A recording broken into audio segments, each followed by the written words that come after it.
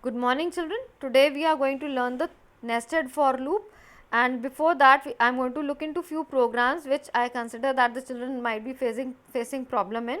Let's see. First of all, we will see the Fibonacci series. What is Fibonacci series basically? 0, 1, 1, 2, 3, 5, 8, 13. Now children, over here, if we see carefully, except for the first two terms, the rest of the terms are the sum of the previous two terms. One is the sum of the third term, 1 is the sum of the previous two terms 0 and 1.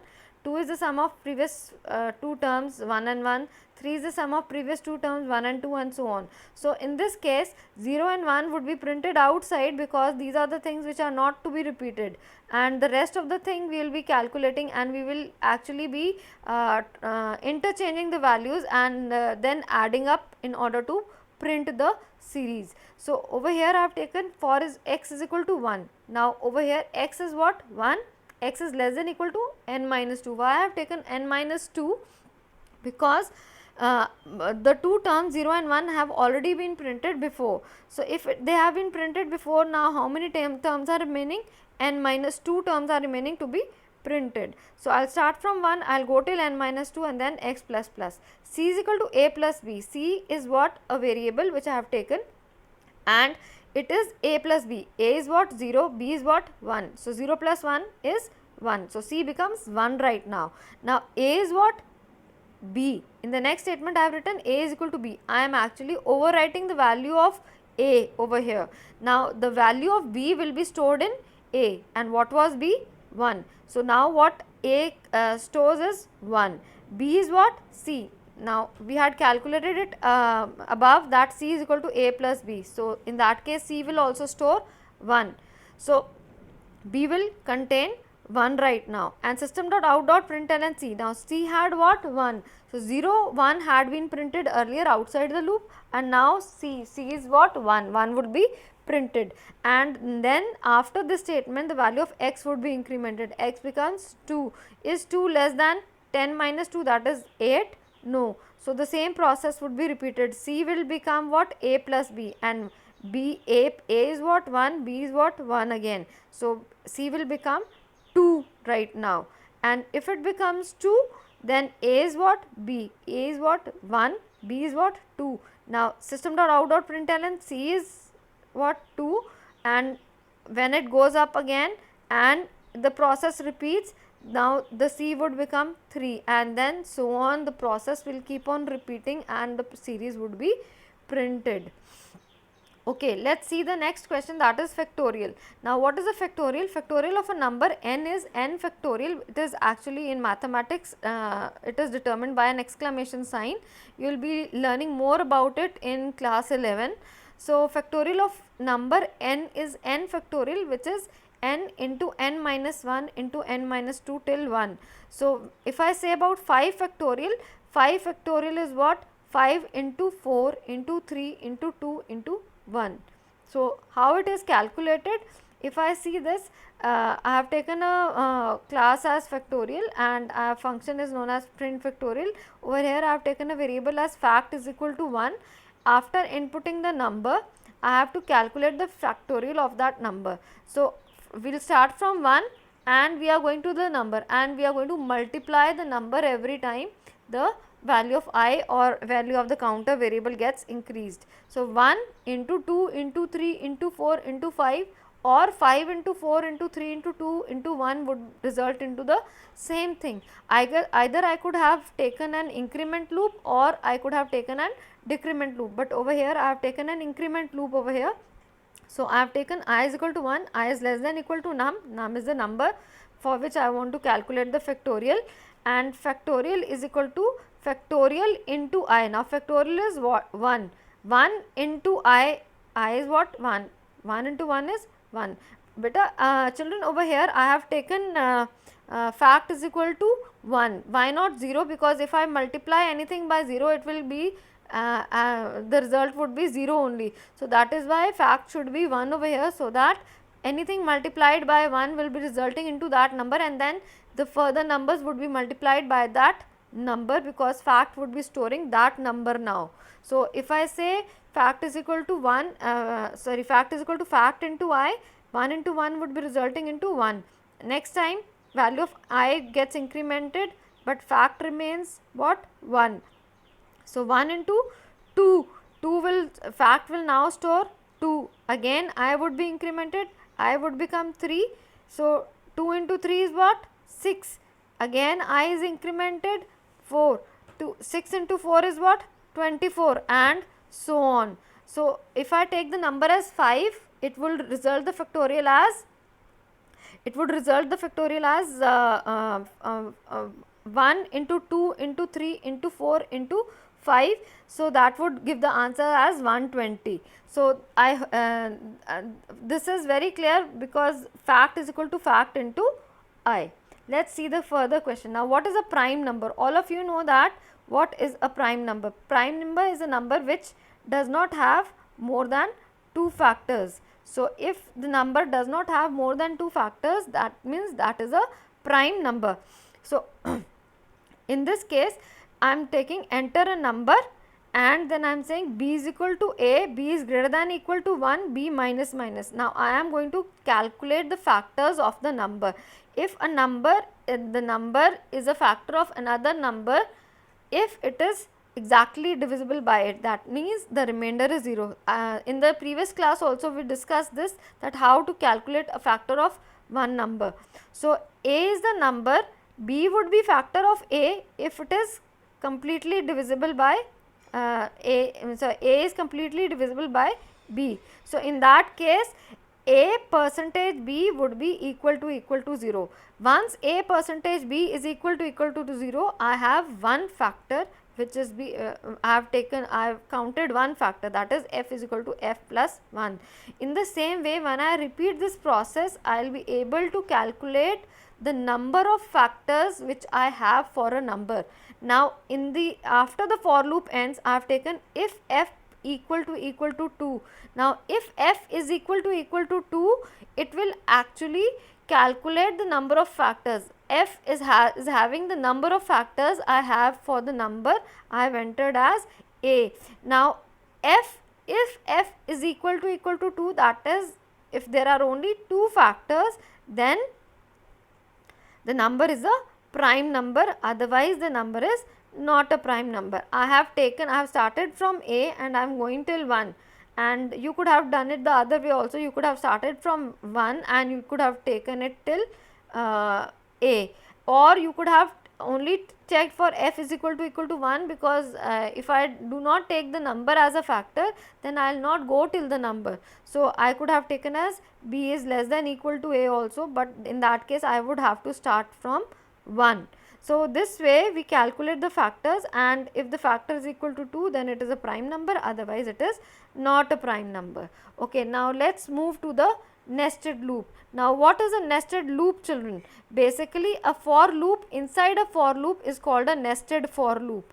Now anything which is inside something is nested, like we did nested if you remember, and if within an if was a nested if. A for within a for is a nested for. Now in this flow chart, first when we enter the body of the program, a statement such as initialization or print statement gets executed. Anything like I have to input a number or anything like that would be executed.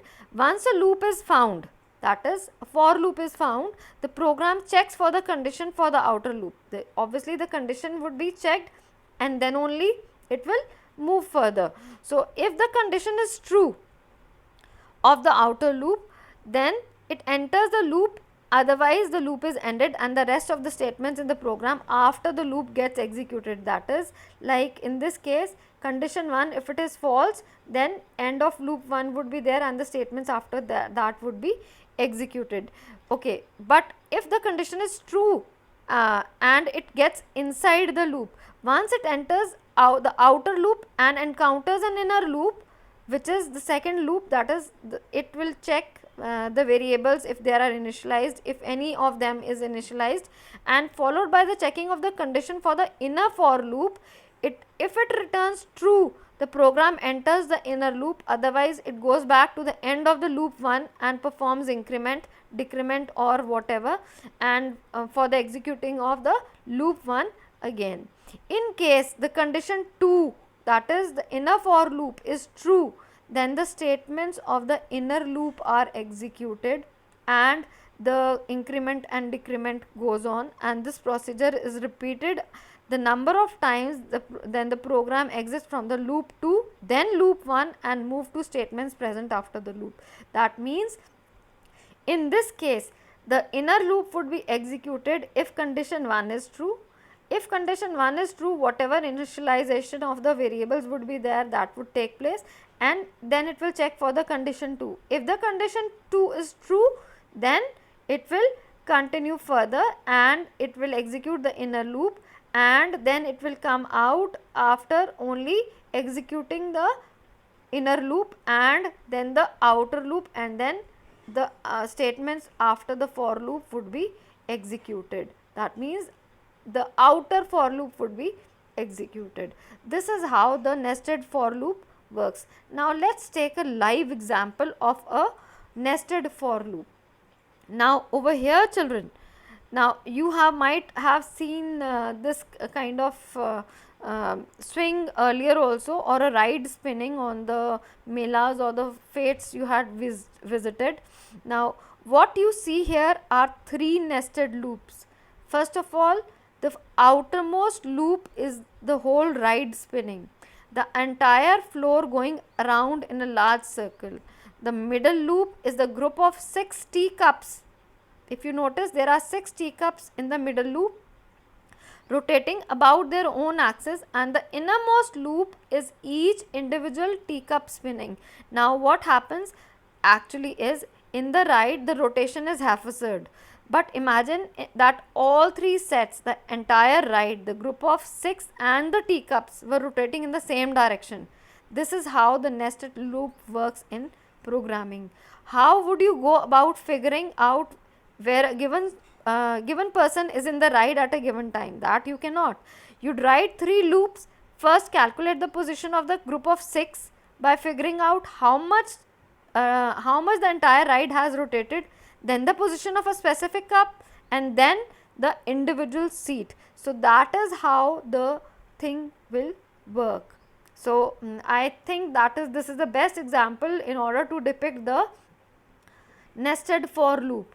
Okay, now let us see practically in Java how it works. So over here you have seen that you have 2 loops, one is an outer loop and one is the inner loop. The outer loop variable is I and the inner loop variable is j. You have to use different variables for both of the loops. For each run of the outer loop, the inner loop runs maximum number of times. That means for each I is equal to 1, j will run 3 times. For the next I is equal to 2, j will again run 3 times.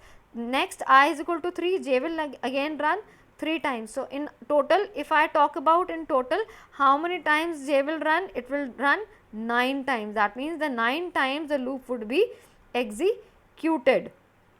So let us see further this with an example. Now in this example you have seen that input 5 numbers and print each number 5 times. Now over here, first of all you have to see that how many times a number is going to be printed. You have to, let us say if I talk about a single number, I will not take the condition as input 5 numbers.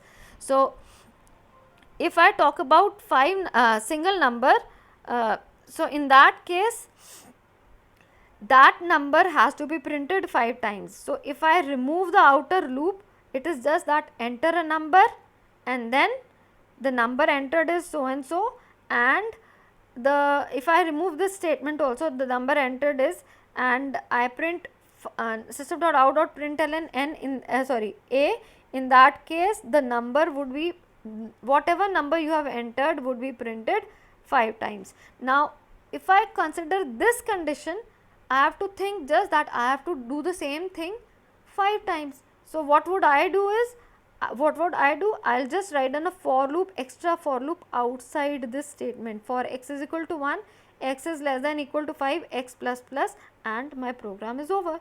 That would be a much simpler clarification and explanation of the nested loop if you consider it that way. Again I am going to explain it.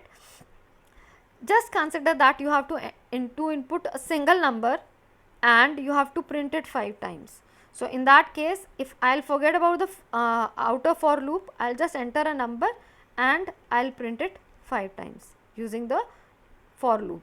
Okay, once the number has been entered and it is printing 5 times, now I have to do the same procedure for 5 numbers. So what for that case, in that case what I am going to do, I have to include the input statement inside another for. So that is why I have written an outer for as for x is equal to 1, x is less than equal to 5, x plus plus. In that case, now what happens is that each number will be entered and each that number would be printed 5 times. Each number entered would be printed 5 times. Now let's see over here. Enter the number 1, number entered is 1 1 1 1 1. Enter a number 2, number entered is 2 2 2 2 2. In the same way, the same entire process is repeated again and again. So let's consider another example. In this example, I have taken as input 5 numbers and print each number the number of times as itself.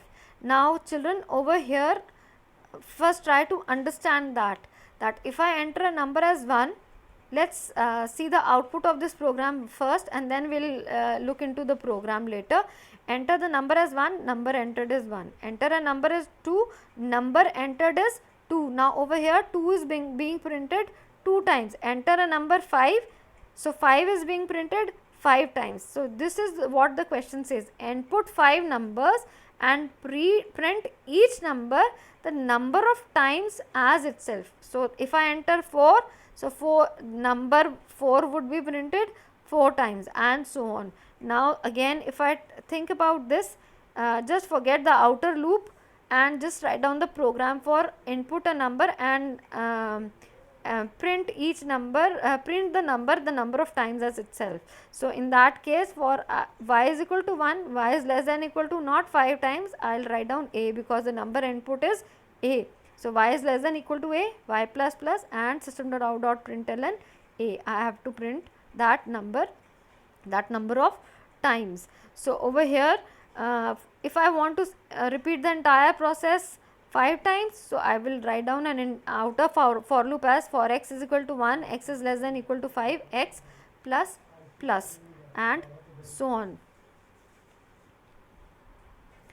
Now let's consider another example. Find all prime numbers between 1 to 50. Find all prime numbers between 1 to 50. Now you should know what is a prime number. Prime numbers are the numbers which are divisible by itself and 1. So in that case, prime numbers have the only two factors, and we had just seen the program of prime number before in the previous slide. Okay, now over here I have taken as you know how to check for a prime number. Now in that case, I have included the entire program of prime number just in between the loop x is equal to 1 till x is less than equal to 50. Now children, over here there is one thing to be noted, that I have taken f, a variable f equal to 0 inside the the first for loop. That means if you remember, when I was talking you about the syntax of the nested for loop, I was telling whatever initializations or something like that variables are to be initialized. Now over here I am initializing a variable f is equal to 0. This is a very important point to be noted over here, because if I do not take this f is equal to 0, let's say I have input a number for 1. Now 1 is a prime number. All of us know that 1 is a prime number, and it will be having two factors. So in that case, for the number 1, the number of factors is 2. Now when the x loop will increment and it will take the value as 2, x will become 2. Now if I do not take this f is equal to 0, what is stored in f? Right now it is stored 2, because it has calculated that f is equal to 2 for the number 1. Now if f has 2, what will happen? it will go inside, it will increment the value of x. Now we have to check whether x, that is 2, is a prime number or not. So in that case 2 will also have 2 factors, and previous 2 factors of f number 1 are also added to it. So f becomes 4 in that case. So in that case the number of factors would be considered as 4, and the result will not be printed, it will not print 2 as a prime number, because the number of factors now have become 4. And in the same way it will not print the other prime numbers also, because the number of factors would not be 2, because the condition for checking a prime number is the number of factors should be 2. So that is why f should be reinitialized again and again for every x. For every x means for every number it should be considered as 0. That is why it has to be taken inside the for loop. We will be discussing it again if you have this conceptual problem of this f is equal to 0 in the online class whenever you will be having. Okay.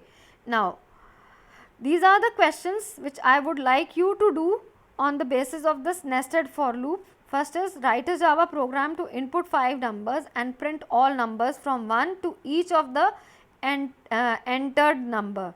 Write a Java program to accept 5 numbers and print the factors of each number. Write a Java program to accept 5 numbers and print the factorial of each number.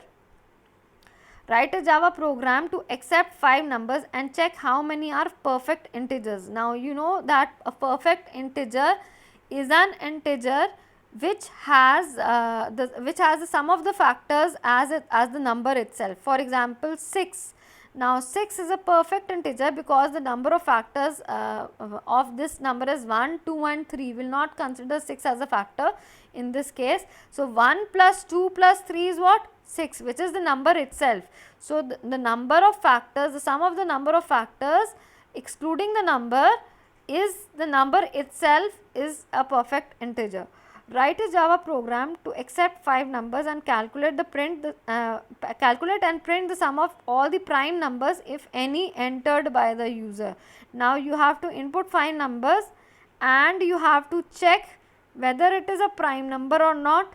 If it is a prime number, you have to calculate the sum of all the prime numbers whatever they have been added, and you have to print it. Write a Java program to input 5 numbers and print the average of factors of each number.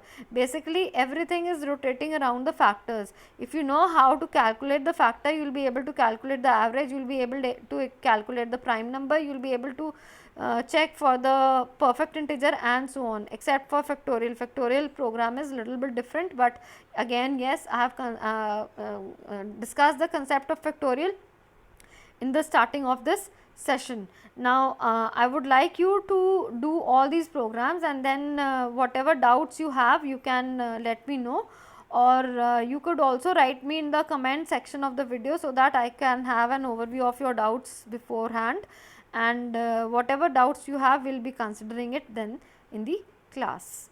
Thank you children. That is all for today, and we will be continuing with the next session in the next video. Thank you.